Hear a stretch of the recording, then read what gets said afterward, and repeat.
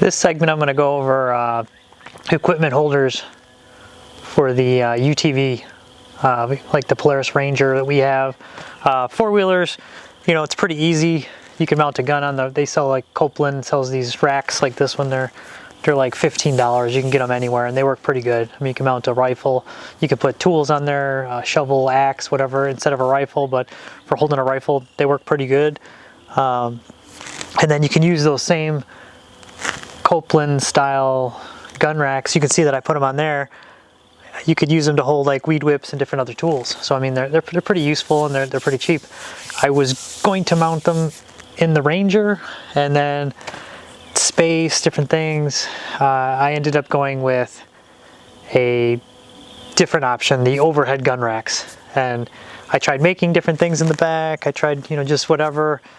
And it was one of those time, money, running out of time. Figured I'd spend the money, so I ended up buying the Kolpin overhead gun rack. They have two versions.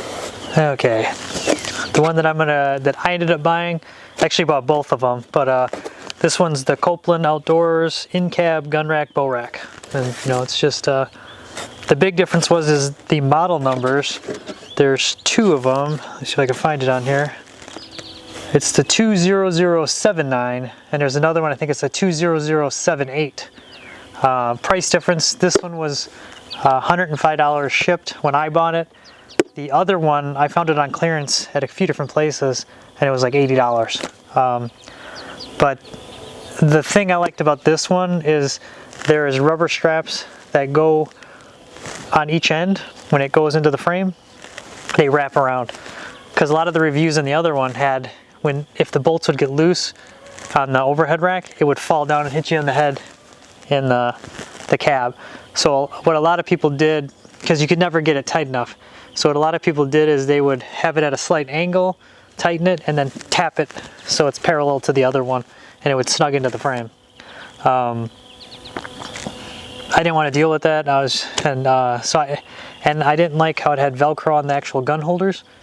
This one has rubber straps so you can stretch.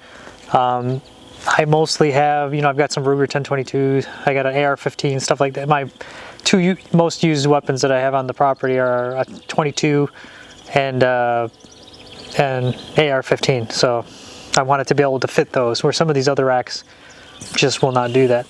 So I got this one. The only difference thing I had to do is I have the roof. So this rack each end has a Y fitting that fits into the frame on the front and one on the back. The one in the front, it was a V. I had to flatten the top and have the bottom V. I'll put a still photo. I took a picture of it though. So I flattened that one down instead of having it a V, because as a V, the top was hitting the top of the cab, the roof, and it wouldn't snug up right into there. So it was like gapped out because it was hitting the cab like this. And here is the frame. So it was almost sitting like this. So now I flattened that out and it actually fit into the cab very well. That was the only modification I had to do, put the rubber straps in there.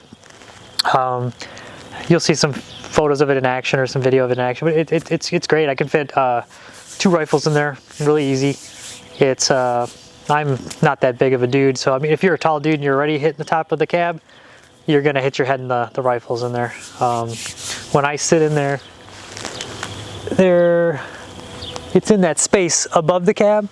So if you ride in a Ranger and your head's already up there, you may want to come up with a different solution. But like I said, for me, it worked out great. I could just leave it in there. It doesn't bounce around, doesn't fall out. Really good. So well worth it.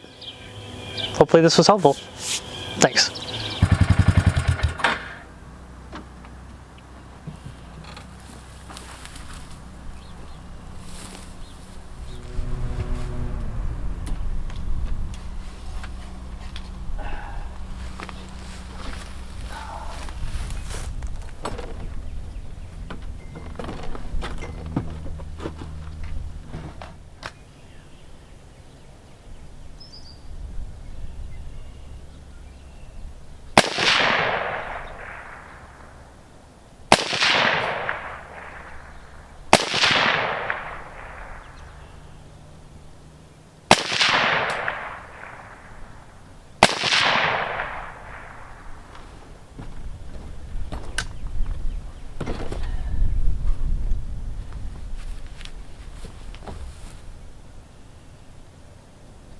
but you can see the rifles are held really good up in there, really good. This rack is actually really great, and you can see the mounting system is pretty robust.